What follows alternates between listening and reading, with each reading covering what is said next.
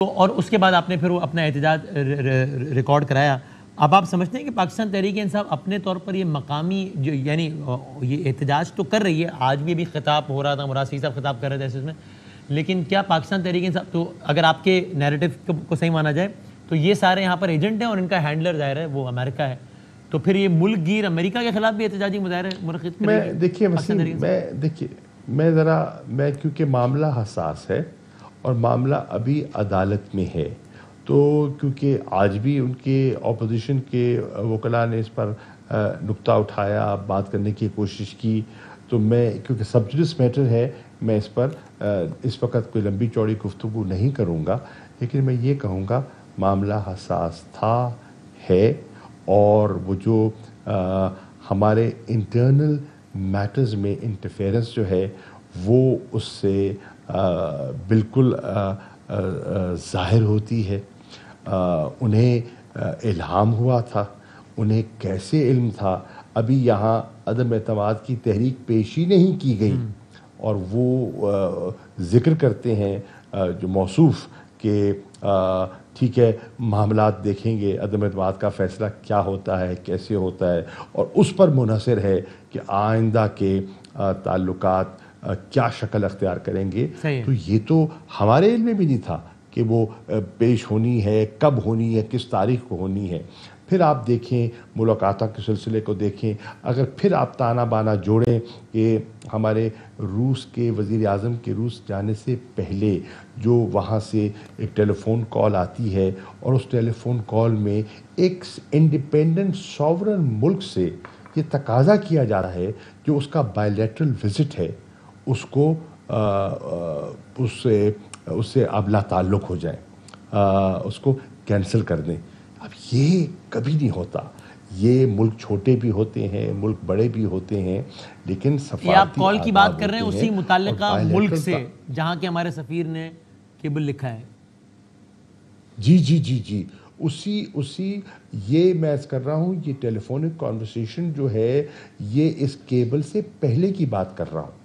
پہلے وہ ٹیلی فون بھی آتا ہے اور اس میں آپ کو ایڈوائز کیا جاتا ہے کہ دورہ نہ کریں, اپنے وزیر اعظم سے کہ روس نہ جائیں. جی جی جی بالکل بالکل, اور ہم انہیں وضاحت کرتے ہیں, ہم اس کا پس منظر ان کے سامنے رکھتے ہیں کہ دیکھیے اس دورے کی یہ کوئی یک لخت نہیں ہوا, یہ کئی مہینوں سے چل رہا تھا اور یہ اب اسٹیج پہ پہنچ چکا ہے. اور اس کا مقصد کیا ہے؟ اس کا یوکرین سے کوئی تعلق نہیں ہے.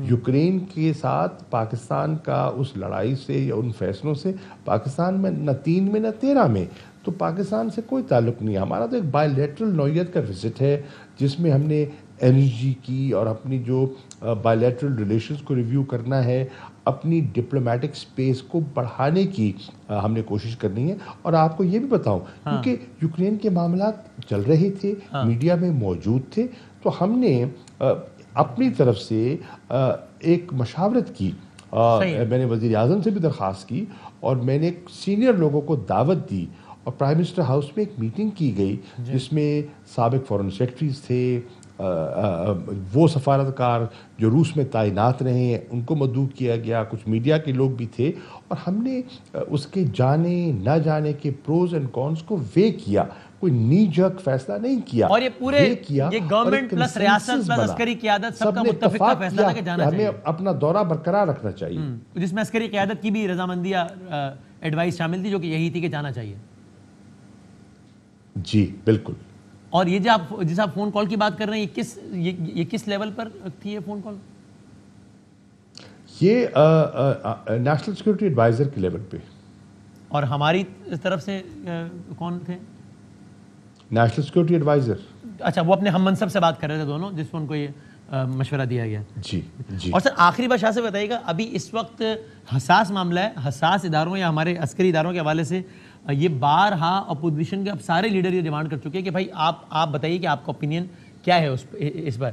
آپ اس سارے ایپیسوڈ پہ جو ہماری عسکری قیادت کا مجھے شاذب جی وسیم شاذب سے بھی آپ کی ہوگی وسیم بھائی جی جی وسیم معاف کیجیے گا وسیم بھائی, مجھے جو چیز سمجھ نہیں آ رہی کہ اپوزیشن کو اس وقت میں ایک دیکھتا ہوں کہ عجیب کیفیت پہ ہے اپوزیشن تحریک.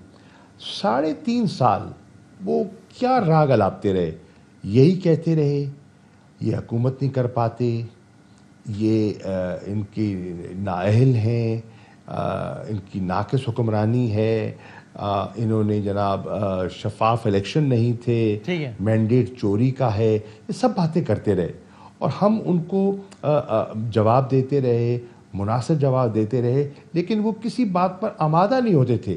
اب میں حیران جس چیز پہ ہوں کہ جب ہم نے کہا چلیے ہمارا پوری قائل کرنے کی کوشش اور ٹرم مکمل کرنے کا ہمارا سیاسی حق بنتا ہے، لیکن پھر بھی ہم اس تعطل کو توڑنے کے لیے اور ملک کو اس بے یقینی صورتحال سے نکالنے کے لیے چلیے انتخابات کی طرف چلتے ہیں، چلیے لوگوں سے رجوع کرتے ہیں، اب اس سے کترا رہے ہیں، اس سے بھاگ رہے ہیں، فرار حاصل کر رہے ہیں وہاں سے۔ یا نیشنل سیکیورٹی کونسل میں جو اپنا رد عمل دے دیا وہ کافی ہے؟ آپ سمجھتے ہیں کہ عسکری اداروں کو اس پہ اپنی پوزیشن کلیئر کرنی چاہیے یا نیشنل سیکیورٹی کونسل میں انہوں نے بتا دیا وہ کافی ہے؟ بس 30 سیکنڈ سر۔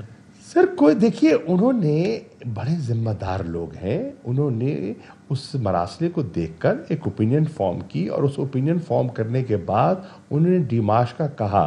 میں سمجھتا ہوں اس کے بعد اس بات کو مزید کھینچنا آپ کے خیال میں مزید کسی رد عمل کی ضرورت نہیں ہے؟ ٹھیک ہے، تھینک یو سر، بہت شکریہ۔